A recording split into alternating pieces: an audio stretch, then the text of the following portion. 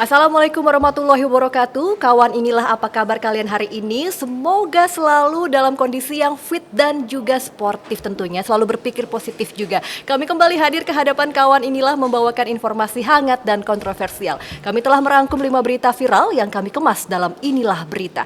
Bersama saya Restu Wulandari, inilah berita selengkapnya.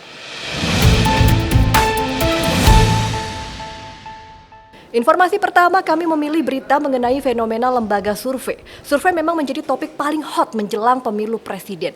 Tetapi survei kali ini sungguh membuat kejutan dan sangat mengagetkan. Bagaimana tidak? Untuk pertama kalinya sejak 2014, Partai Gerindra mampu menyalip PDIP. Hasil ini didapat Lembaga Survei Indonesia LSI, Denny JA, lewat jajak pendapat yang terbarunya. Survei yang dilakukan akhir November hingga awal Desember itu menempatkan elektabilitas PDIP kini ada di angka 19,3%, sementara Partai Gerindra di angka 19,5%. Wow, Direktur Citra Publik LSI Denny JA Hanggoro Doso Pamungkas dalam konferensi persnya bertajuk Akhir Dominasi PDIP di 2024 di Jakarta pada Selasa 19 Desember 2023 mengatakan posisi Partai Gerindra di atas PDIP tidak muncul secara tiba-tiba, tapi karena ada fluktuasi elektabilitas yang terpotret sejak Januari hingga November 2023. Dan berikut pernyataan Hanggoro Doso Pamungkas selengkapnya. Pada temuan pada survei kali ini, yang pertama bahwa pertama kali sejak Pileg 2014 PDIP dilampaui oleh Gerindra, di mana perolehan saat ini Gerindra unggul tipis di 19,5%, sementara PDIP di 19,3%. Yang kedua, jika Gerindra akhirnya mampu mempertahankan keunggulannya, ini tentunya akan menjadi akhir dari dominasi PDIP selama 10 tahun terakhir. Dan PDIP dianggap gagal hat-trick, gagal menjadi juara 3 kali berturut-turut dalam pemilu legislatif.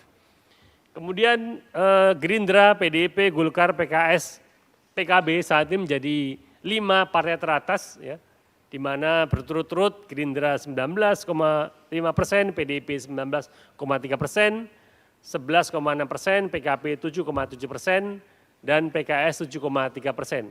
Namun demikian rekan-rekan sekalian, saya harus menggarisbawahi bahwa angka ini tentunya sangat dinamis, sangat juga ditentukan oleh kerja-kerja politik para partai. Survei LSI Denny JA ini dilakukan menggunakan metodologi multi-stage random sampling dengan 1.200 responden. Teknik pengumpulan datanya ini dengan wawancara tatap muka menggunakan kuesioner. Hasil survei LSI Denny JA terbaru ini sebenarnya telah tergambar dalam hasil jajak pendapat yang dilakukan 6 lembaga survei lain. Keenam lembaga survei seluruhnya menempatkan Prabowo Subianto dan Gibran Rakabuming Raka di peringkat pertama.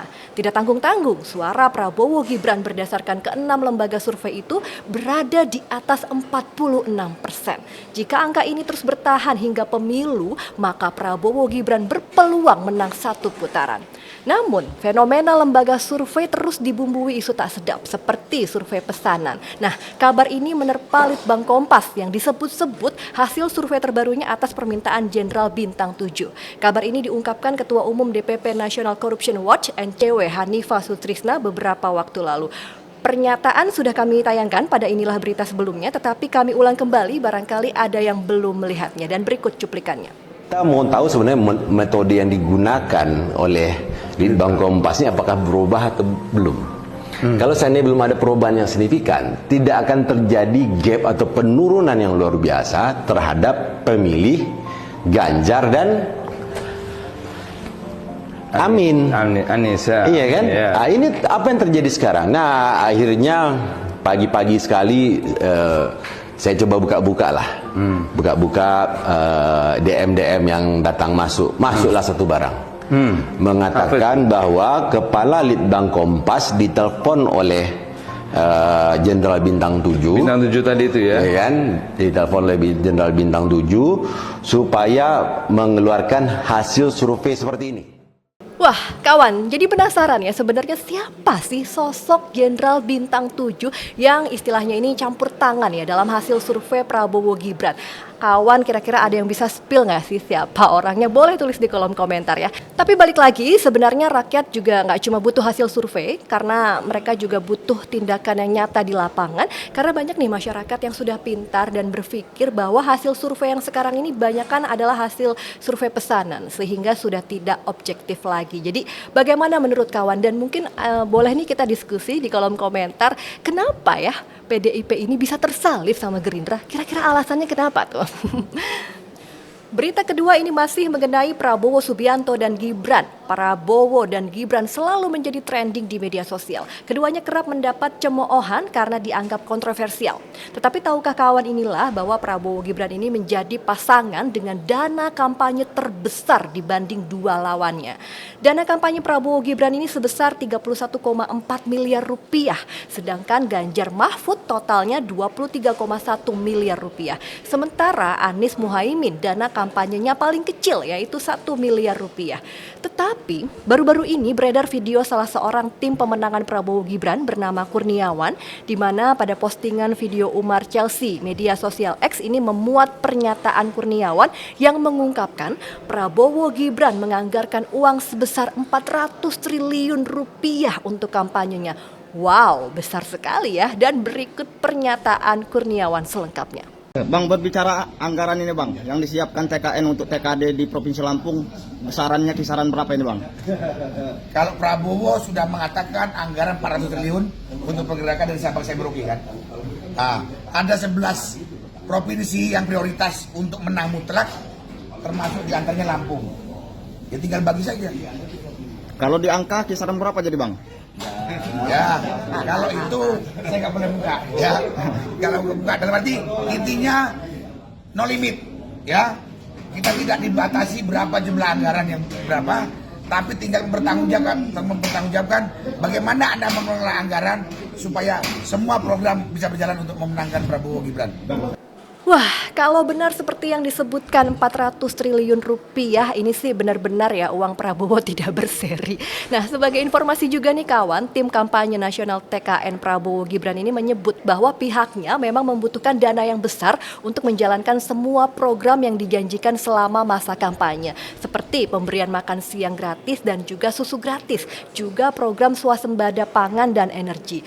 Ya, balik lagi ya, kalau ke 400 triliun rupiah ini kalau memang dananya besar, ya programnya juga harus bagus, jangan kosong. Apalagi kan tadi di video disebut ini untuk kampanye di 11 provinsi. Nah, apa tuh program-program yang prioritas juga untuk ke 11 provinsi tersebut? Gimana menurut kawan? Dari Prabowo Gibran kita beralih ke Joko Widodo ya pemirsa, kita ke informasi ketiga di mana hubungan Joko Widodo dan PDIP ini sudah tak senyaman dulu meskipun Megawati dan Jokowi ini masih terlihat mesra di depan publik. Terlebih putra sulung Jokowi yaitu Gibran Raka Buming Rakang kini maju sebagai cawapres berpasangan dengan capres Prabowo Subianto. Nah, gara-gara itu seperti sama-sama kita tahu beberapa kali Megawati menyindir Jokowi. Salah satunya ketika Megawati menyebut Jokowi seperti pemerintahan Orde Baru. Biar ingat lagi nih, berikut kami putarkan pernyataan Megawati akhir November lalu. Kenapa Republik ini penuh dengan pengorbanan, tahu tidak? Kenapa sekarang kalian yang baru berkuasa itu mau bertindak seperti waktu zaman Orde Baru? Nah, kawan inilah Jokowi yang mulai ditolak PDIP ternyata diperebutkan partai lain loh, salah satunya PAN. Akun TikTok PAN mengunggah kartu tanda anggota Joko Widodo Selasa 19 Desember 2023. Di video itu diawali cuplikan pernyataan Sekjen PDIP Hasto Kristianto yang menyebut Ketua PAN Zulkifli Hasan akan menunjukkan KTA Jokowi. Selanjutnya, video menampilkan KTA PAN dengan foto Presiden Jokowi mengenakan kemeja putih dibalut jas, dasi merah dan peci hitam. Ternyata video KTA PAN Jokowi ini hanyalah candaan semata. Data-data di KTA berupa guyonan. Dan berikut video parodi KTA PAN Jokowi. Ketum PAN mengklaim kalau Pak Jokowi sudah masuk ke partainya. Gimana tanggapan? Ya nanti Pak Jul akan menunjukkan KTA-nya. Real cuy.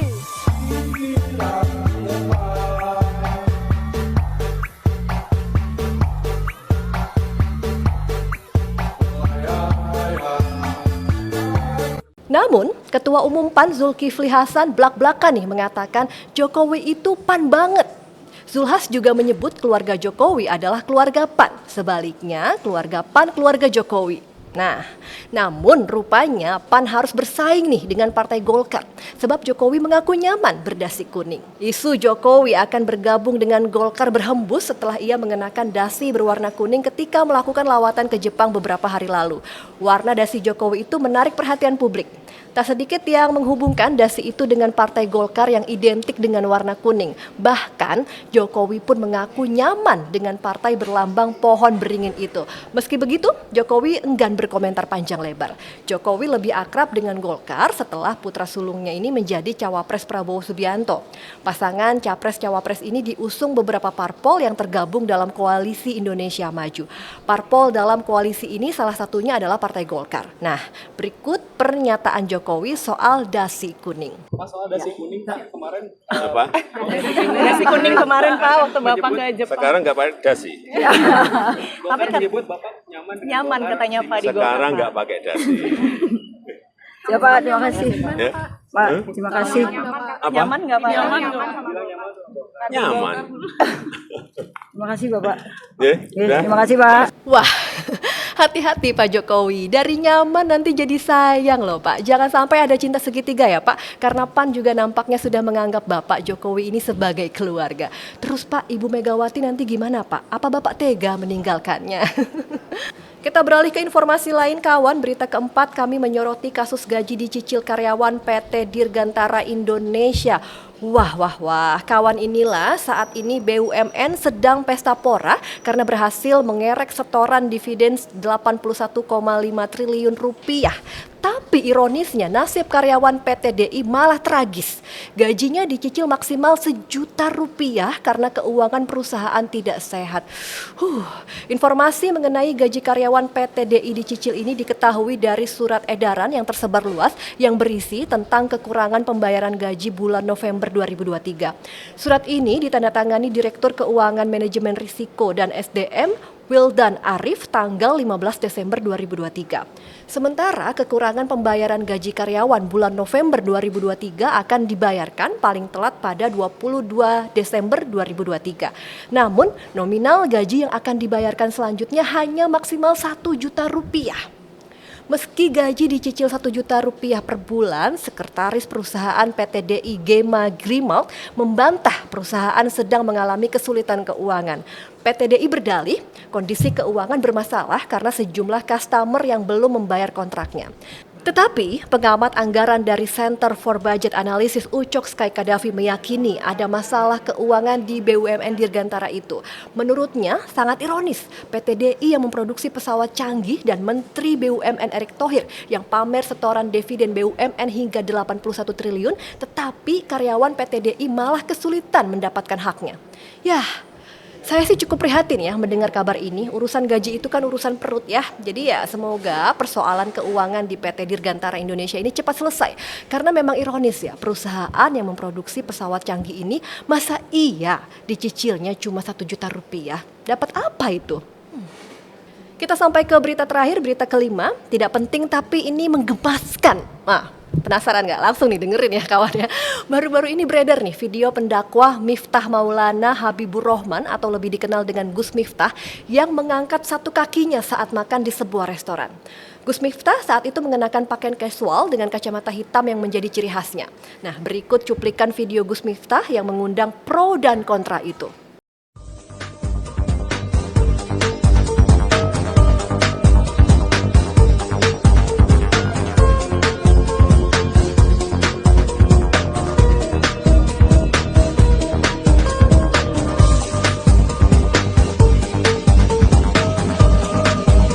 Sontak video Gus Miftah makan sambil mengangkat satu kakinya ini menuai respon dari warganet. Ada yang menilainya tidak sopan, tidak mencerminkan adab dan etika sebagai seorang pendakwah, tetapi ada juga yang menilai cara makan Gus Miftah memang itu adalah disunah dalam Islam. Seperti komentar dari akun X Iman Sudarman yang mengatakan justru itu sunnah. Waktu kecil saya diajarkan cara makan Rasulullah dengan 3 jari dengan menduduki telapak kaki kiri dan mengangkat kaki seperti itu. Tapi saya baru baru sekali praktikkan saat di meja makan. Akhlak dan etika memang beda sih, Gus Miftah keren. Nah itu kata tadi ya di akun X. Komentar berbeda disampaikan juga akun Arisu. Sunnah Nabi, tapi kan sunnah bukan wajib, harus disesuaikan dengan kondisi sih. Kalau dengan sunnah malah menyinggung perasaan orang yang makan bareng merasa nggak dihargai, jadi bikin huru hara di medsos. Ya juga sih ya. Oke, sedangkan akun dari Kediri mengatakan nggak terlalu suka sama si Miftah, tapi untuk yang satu ini sebenarnya nggak ada masalah. Di pondok rata-rata makannya gitu. Ada yang bilang sunnah, tapi kalau sudah sunnah ya nggak bisa ngomongin ada pakai standar lokal. Gimana tuh kawan? Nah ini ada juga nih akun Yunarto yang menulis sesuai etika angkat satu kaki pas makan di depan orang sepuh seperti itu ya tidak etik.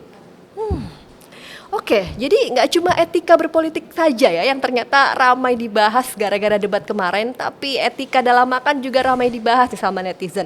Ya pro kontra sih ya, apalagi kalau sudah bicara soal sunnah dalam Islam. Kalau saya ya sudahlah ya, hak setiap orang mau makan dengan cara seperti apa, tidak apa-apa makan angkat kaki daripada makan angkat tangan nanti makannya pakai kaki. Salah juga ya kan? Baiklah, demikian inilah berita kali ini. Jangan lewatkan inilah berita berikutnya. Jangan lupa juga untuk like, komen, dan subscribe ya kawan ya. Dapatkan juga informasi lengkap seputar pemilihan umum di kanal pemilu.inilah.com.